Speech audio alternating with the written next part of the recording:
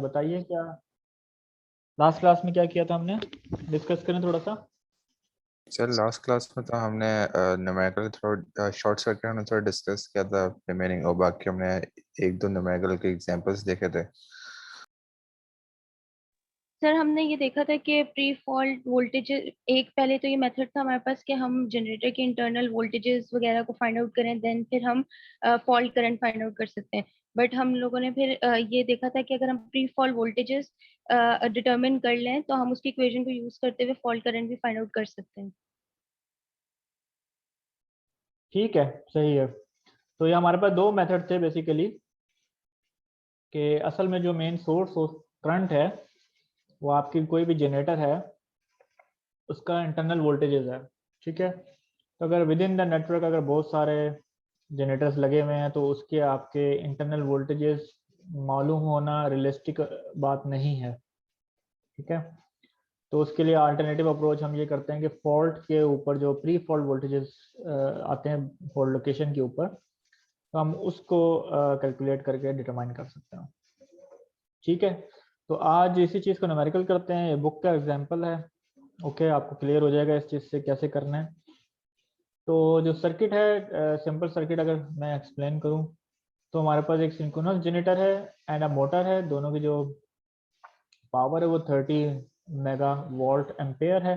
ठीक है, तो ये रेटेड पावर है। So we can say we have a motor over here and we have a generator over here.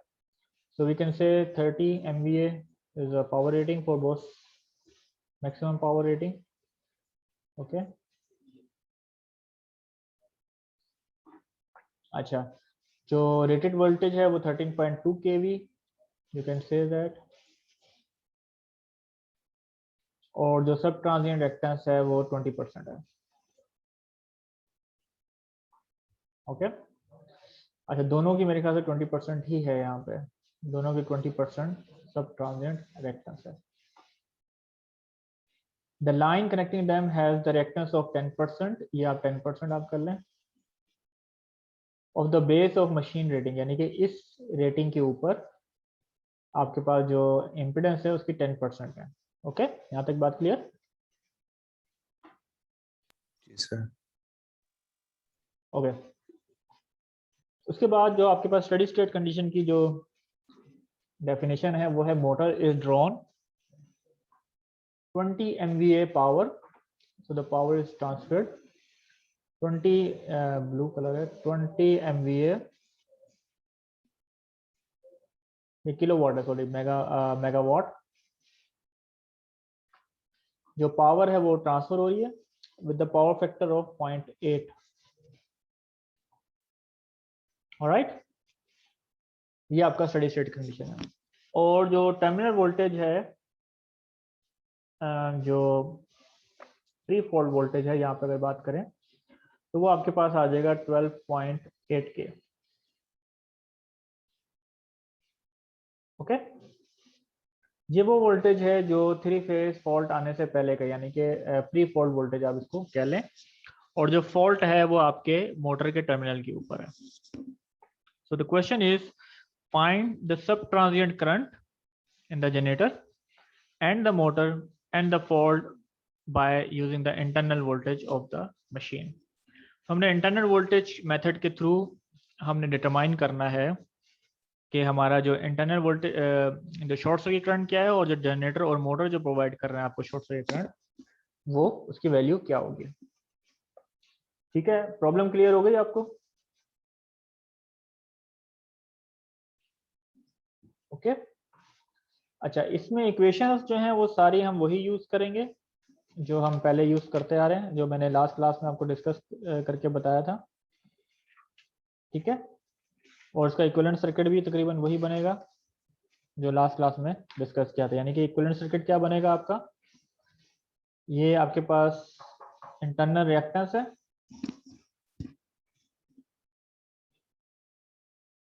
Okay, ये आपके पास जनरेटर है, प्लस माइनस मैं कह देता हूँ साइनोसाइडल है, फिर ये ट्रांसमिशन लाइन, ये आपके पास आ जाएगा जनरेटर की इंटरनल रिएक्टेंस, रिएक्टेंस आएगी, रेजिस्टेंस पार्ट नहीं है इसमें, इसमें भी प्योर रिएक्टेंस है, ये ट्रांसमिशन लाइन है, और फिर ये मोटर की इंटरनल इम्पीडेंस, ये फिर मोटर की सोर्स, और then you have a voltage source.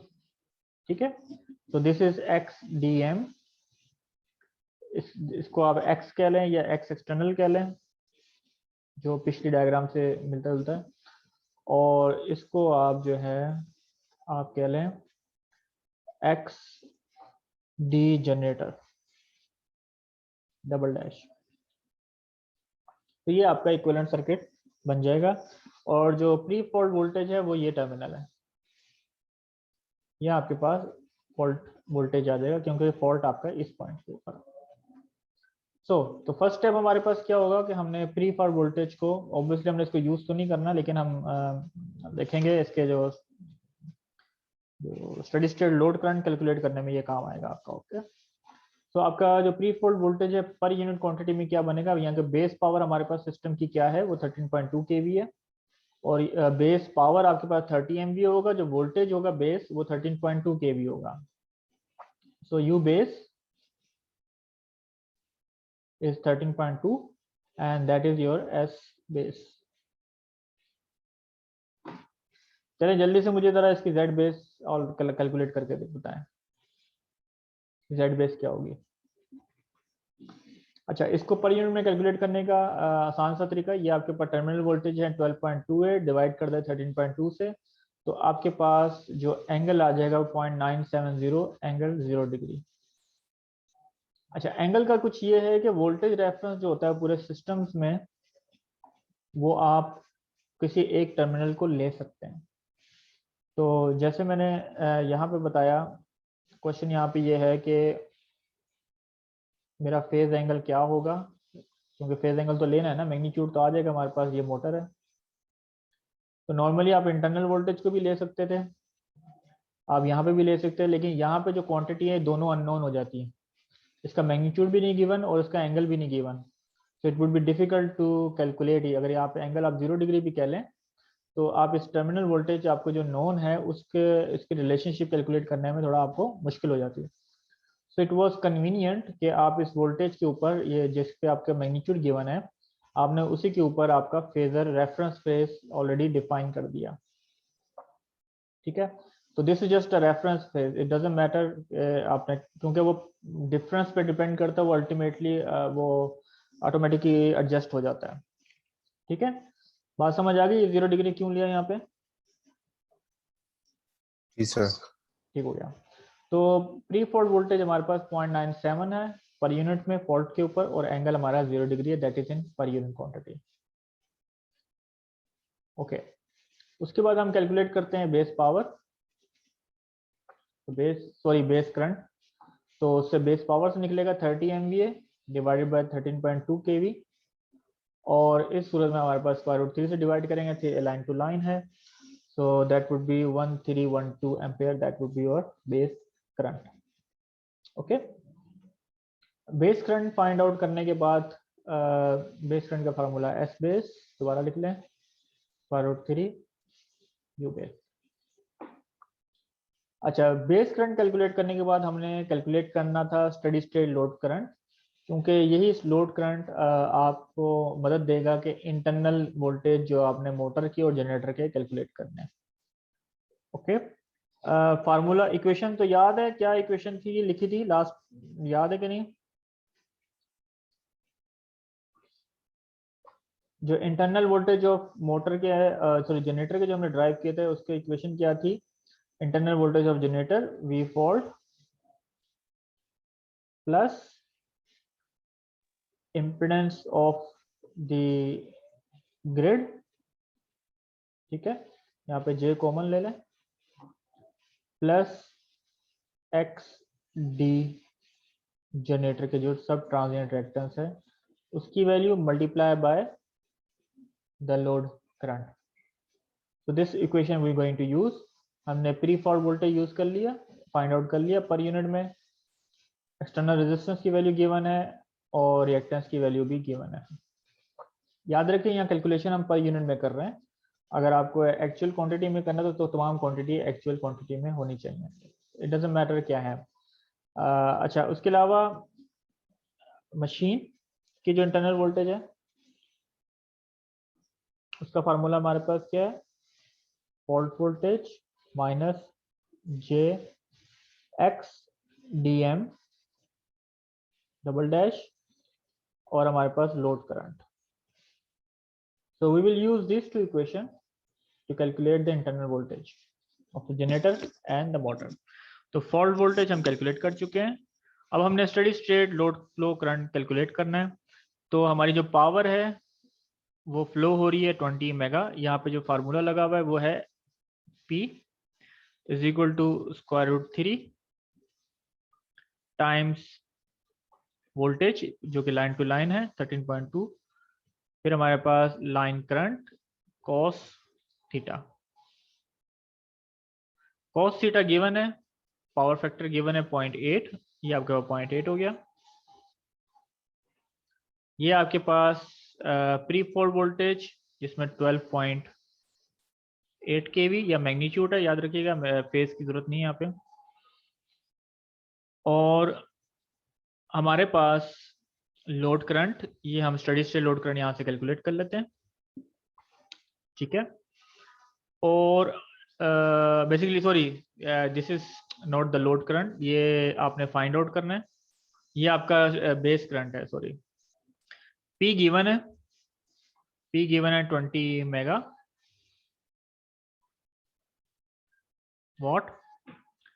अच्छा, अब यहाँ पे इशू यहाँ पे क्या है कि सॉरी ये फार्मूला बेसिकली S का होना चाहिए, कुछ गड़बड़ इन्होंने की हुई है. एनी हाउ ये आपका लोड एंगल है. ठीक है. अगर आप फेजर में कैलकुलेट कर रहे हैं डायरेक्ट, इट डजंट मैटर, या तो आप S कैलकुलेट कर लें या तो आप ये यूज कर लें S इंटू वोल्टेज इंटू आई. ओके. तो फिर आपने इसको कैलकुलेट करना है किस तरीके से कि P is equal to S cos theta. लेकिन ये मैग्नीट्यूड आपको बता देगा, फिर आपको एंगल चाहिए होगा इसके लिए. ठीक है. एंगल इसका ये जो रेफरेंस एंगल है 0.8, तो इसमें वोल्टेज का एंगल 0 है, तो आपका जो करंट एंगल होगा उसको इन्वर्स कर दें, वही आपका 36.9 डिग्री आ जाएगा. ठीक है. बात क्लियर हो गई. पावर एंगल कैसे है, ये पावर एंगल जो एंगल है इसका आप इन्वर्स ले लें. 0.8 का इन्वर्स करें कितना आता है, कोस इन्वर्स जी सर 36.86. ठीक है, वही 36.9 हो गया. ओके. तो जो आपका लोड एंगल होता है वही आपका पावर एंगल भी होता है. ओके. बात क्लियर है यहाँ पे. या आप इसको करंट एंगल भी कह सकती हैं, क्योंकि यहाँ पे अगर ये डिवाइस है, यहाँ पे लोड अगर लगा हुआ है, तो यहाँ पे अगर वोल्टेज एंगल आपने 0 डिग्री लिया था, तो जाहिर सी बात है जो पावर एंगल होगा वो करंट एंगल भी होगा. Okay. And it will be the same as the impedance.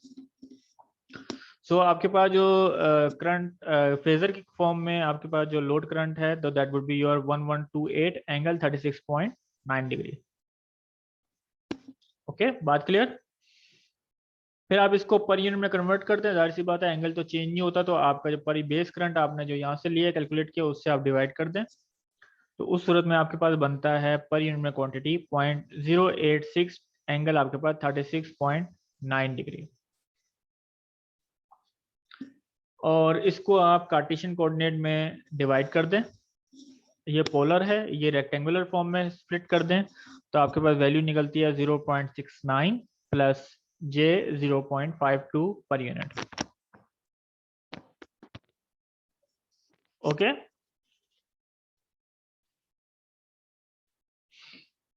जी यहाँ तक क्लियर है, कोई इशू? Yes sir. ऑलराइट. फिर उसके बाद अब आपने जनरेटर के लिए कैलकुलेट करना. ठीक है. ये इन्होंने टर्मिनल वोल्टेज निकाला है जो मैंने आपको स्प्लिट किया था. अगर आप चाहें तो डायरेक्ट इक्वेशन भी इंप्लीमेंट कर सकते हैं.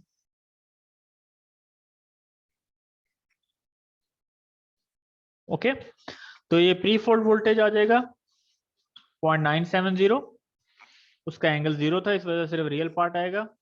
ये आपके पास करंट है। यहाँ पे इन्होंने क्या किया है, रिएक्टेंस को कैलकुलेट किया। अभी टर्मिनल वोल्टेज यहाँ पे कैलकुलेट करना है, ठीक है। टर्मिनल वोल्टेज कैसे निकलेगा, ये अगर जनरेटर का एंड है,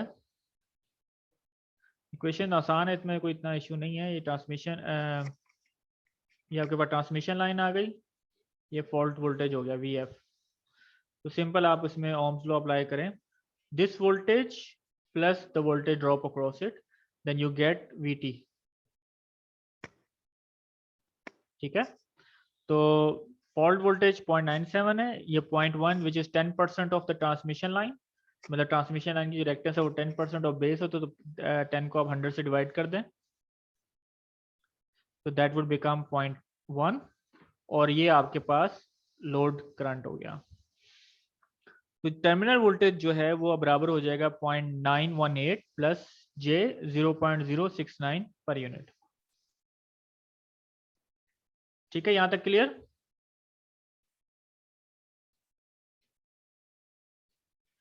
दोबारा देख लें इक्विवेलेंट सर्किट डायग्राम। ये जनरेटर है, ये जनरेटर की रिएक्टेंस है, ये आपके पास ट्रांसमिशन लाइन की रिएक्टेंस है, और ये आपके पास मोटर की इम्पिडेंस है। तो अभी प्री फॉल्ट वोल्टेज गिवन था, और यहाँ पे जो X था आपके पास ट्रांसमिशन लाइन, ठीक है, एक्सटर्नल कह लें जो भी कहना है इसको, और टर्मिनल वोल्टेज है मोटर के टर्मिनल, इसको VT इन्होंने रिप्रेजेंट किया है, दैट इज दिस वन। तो हम उसको सिंपल फॉर्म में कैलकुलेट कर सकते हैं बाय यूजिंग KVL। तो यहाँ पे फॉल्ट वोल्टेज पता है, this is the supplying voltage, तो VT आपके पास बराबर होगा, या UT कह लें, fault voltage plus the voltage drop across this transmission line, that is the steady state load current into the reactance J X external। Data given था कि 10% जो ट्रांसमिशन लाइन की रिएक्टेंस है बेस पावर में available है, यानी कि उसकी जो इम्पिडेंस है वो 10% ऑफ बेस इम्पिडेंस है ट्रांसमिशन लाइन की। तो इसको पर यूनिट में हम कैलकुलेशन सॉल्व करें, इसको सिंपल आपने 10 को डिवाइड करना है 100 से, तो ये आपके पास बन जाएगा 0.1, तो ये वैल्यू आपके पास, ये इक्वेशन आ जाएगी। तो that would be your answer, ठीक है। कोई और प्रॉब्लम, कोई क्वेश्चन, ठीक है। नेक्स्ट स्टेप क्या है, इंटरनल वोल्टेज कैलकुलेट करना। उसका अगेन सेम स्टेप है, कोई इतना इशू नहीं है उसमें। ये इंटरनल वोल्टेज है,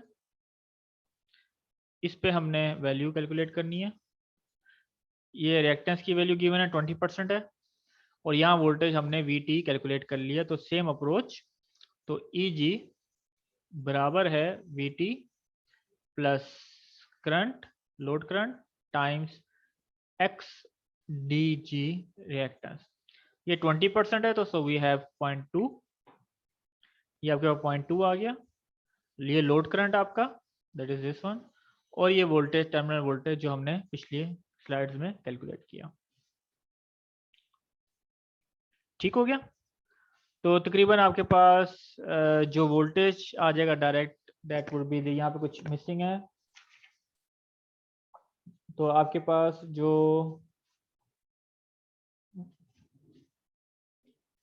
आंसर है ये है 0.814 plus J 0.207 per unit, that is EG।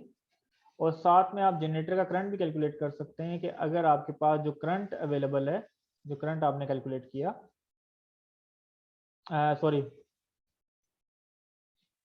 that is the difference between the terminal voltage,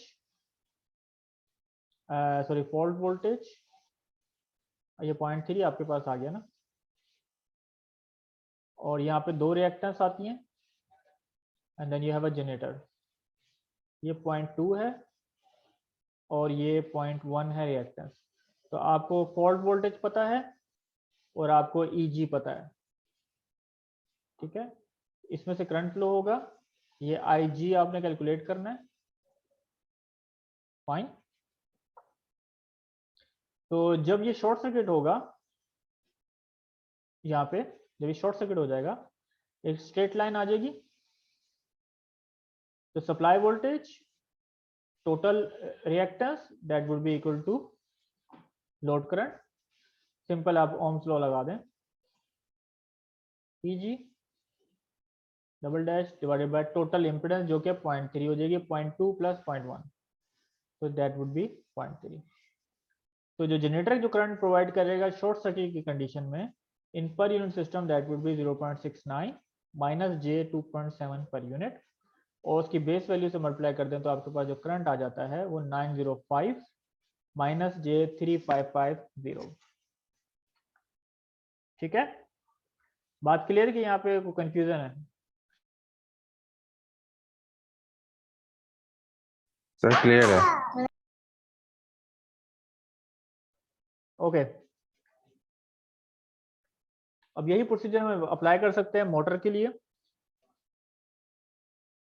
motor में टर्मिनल वोल्टेज ऑलरेडी गिवन है, ये मोटर है, इसकी रिएक्टेंस भी 20% गिवन है, तो 0.2 आप कह लें जे। यहाँ पे वोल्टेज क्या है 0.97, करंट इनवर्ड है, इसका फार्मूला क्या होगा हमारे पास, VF माइनस एक्स DM सब transient into IL।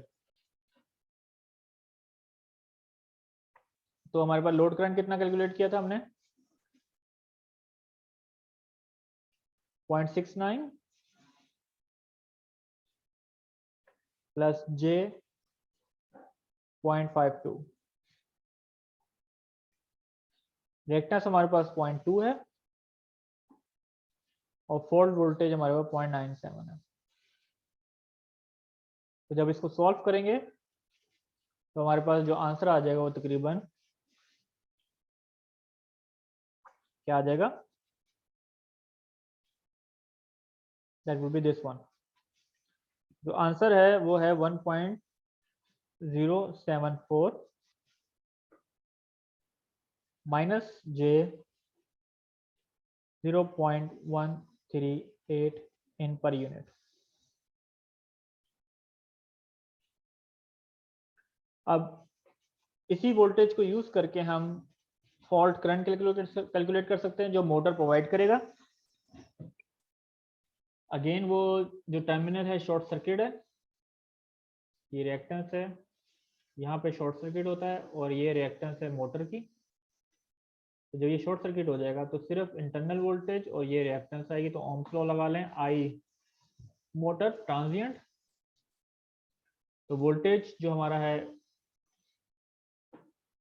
Internal voltage of the generator, और हमारे पास जो रिएक्टेंस है दैट वुड बी J.2। ठीक है, तो इसकी जो इक्वेशन निकल आएगी वो तकरीबन ये निकल आएगी, सेम इक्वेशन है। जो आंसर है हमारे पास वो आंसर है -0.69, ठीक है, minus J 5.37 per unit.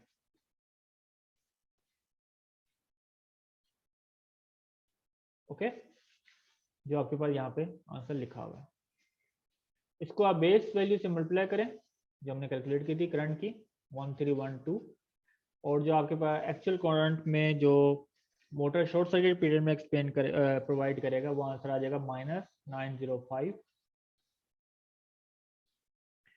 Minus J 7050 ampere.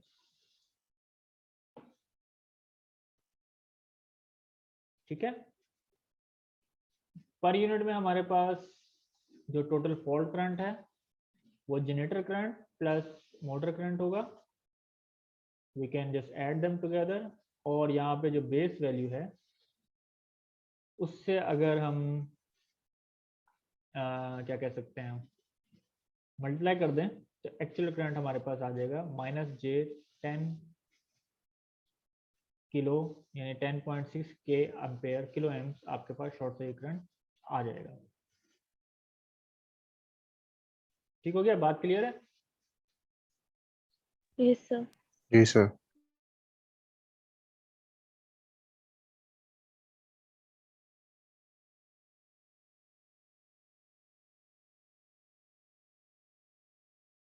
Okay, अब हम इसी चीज को सॉल्व करते हैं यूजिंग थेवेनिन थ्योरम। ओके, तो उसमें क्या स्ट्रेटेजी अपनाएंगे?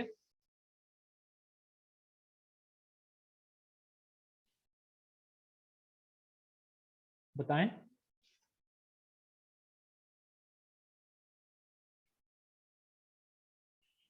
सबसे पहले हमें फॉल्ट वोल्टेज मालूम है, और थेवेनिन थ्योरम से मुराद क्या है, उस पॉइंट के ऊपर हमें थेवेनिन इम्पीडेंस कैलकुलेट करनी है।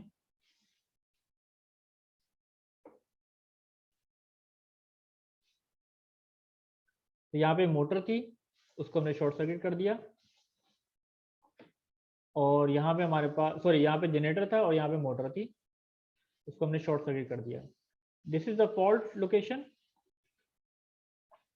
तो टोटल इम्पीडेंस ये दोनों सम हो जाएंगे, 0.2 प्लस 0.1 दैट इज 0.3, और ये 0.2 आपके पास इम्पीडेंस है। तो और ये दोनों इम्पीडेंस जो है आपस में पैरेलल में, so we can calculate the parallel combination over here.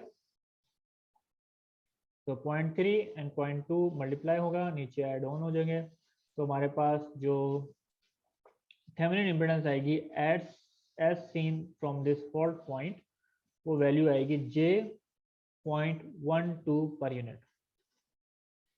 Voltage हमें ऑलरेडी मालूम है, तो हम सिंपल ओम्स लॉ अप्लाई कर सकते हैं। मसलन कि अगर हमारे पास ये थेवेनिन इम्पीडेंस है, ये सोर्स है, प्री फॉल्ट वोल्टेज, तो अगर इस बस बार के ऊपर शॉर्ट होगा तो सर्किट होगा, तो यहाँ पे यहाँ करंट कितना फ्लो होगा, तो वो हम कैलकुलेट कर सकते हैं यूजिंग ओम्स लॉ। इसकी वैल्यू है 0.97 plus J0 divided by J0.12। तो करंट हमारे पास देखिए पर यूनिट में सेम वैल्यू आती है -J8.08 पर यूनिट, वही जो हमने प्रीवियस केस में यहाँ पे कैलकुलेट की थी। अब इसको आप बेस वैल्यू से मल्टीप्लाई करें तो आपके पास आंसर जो है वो यही आएगा। ठीक हो गया। अब क्वेश्चन ये है कि अब आपने फॉल्ट करंट, जनरेटर का कंट्रीब्यूशन और मोटर का कंट्रीब्यूशन निकालना है, उसकी वैल्यू क्या है। तो वो हमें ऑलरेडी मालूम है कि हमने दो इम्पिडेंस, इस करंट सोर्स को जो है फॉल्ट की लोकेशन के ऊपर जो करंट सोर्स है उसको हमने स्प्लिट किया। यहाँ हमारे पास 0.2 J हमारे पास उसकी इम्पिडेंस है, और यहाँ पे J.3 है। ठीक है, तो हम करंट डिवाइडर रूल लगा सकते हैं। तो अगर हमने जनरेटर की कैलकुलेट करनी है करंट डिवाइडर रूल के तहत, तो टोटल करंट आएगा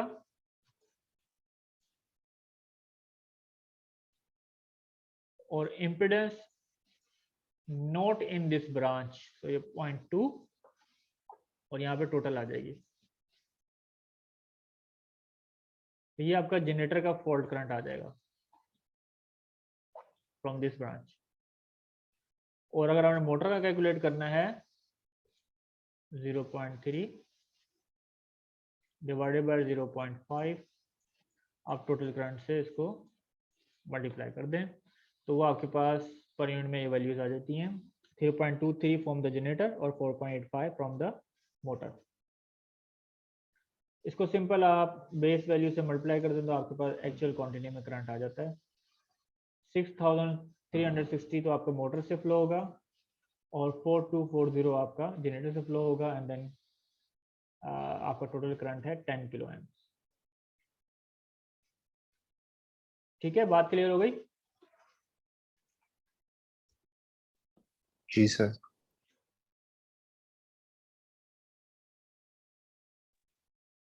ओके,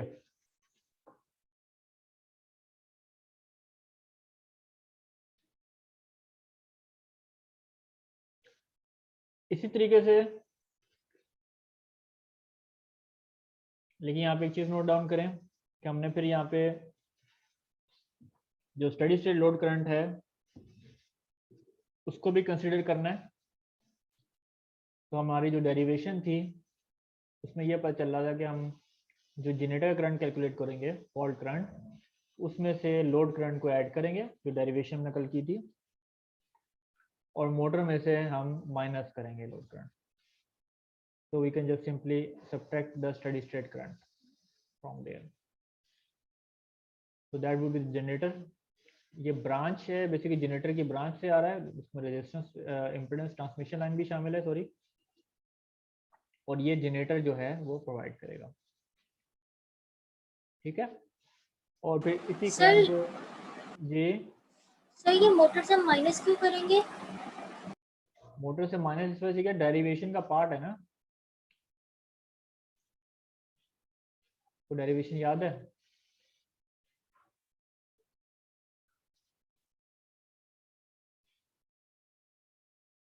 ये की ना डेरिवेशन यहाँ पे। Okay sir. जनरेटर,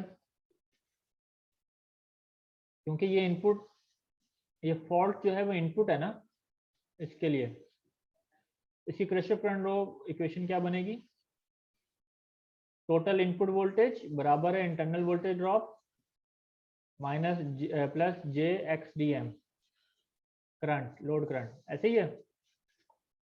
अब जब आपने कैलकुलेट करना है तो ये इधर जाएगा तो माइनस हो जाएगा ना ये,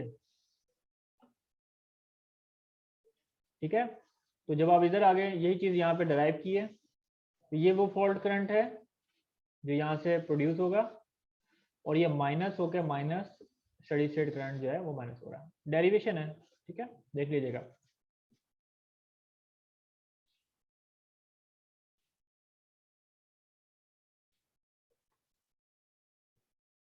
चलिए, इसी करंट को फिर आप कैलकुलेट करके वोल्टेज ड्रॉप भी सही तरीके से निकाल सकते हैं। तो हमने कैलकुलेशन से देखा कि दोनों जो मर्जी मेथड आप फाइंड आउट अप्लाई करें, आपका रिजल्ट जो है वो तकरीबन सेम आएगा, ठीक है। Okay, now we can do another example, same kind of example है, इसको नोट डाउन करें और मुझे साथ साथ बताइए कि आपने क्या कैलकुलेट किया। यहाँ हमारे पास एक जनरेटर है, एक मोटर है, we have two transformers and we have a transmission line. Generator के पैरामीटर 100 MVA 13.8 kV, मोटर के भी सेम पैरामीटर 100 MVA 13.8 kV। इसकी सब ट्रांजिट रिएक्टेंस है 15%, इसकी 20%। ट्रांसफॉर्मर्स जो हैं वो दोनों आइडेंटिकल हैं, दोनों तरफ देखें, 100 MVA दोनों की पावर है, 13.8 kV से 138 kV तक है, और ये 138 kV से 13.8 kV है। दोनों की रिएक्टेंस बराबर है जो कि 10% है, और जो लाइन की इम्पीडेंस है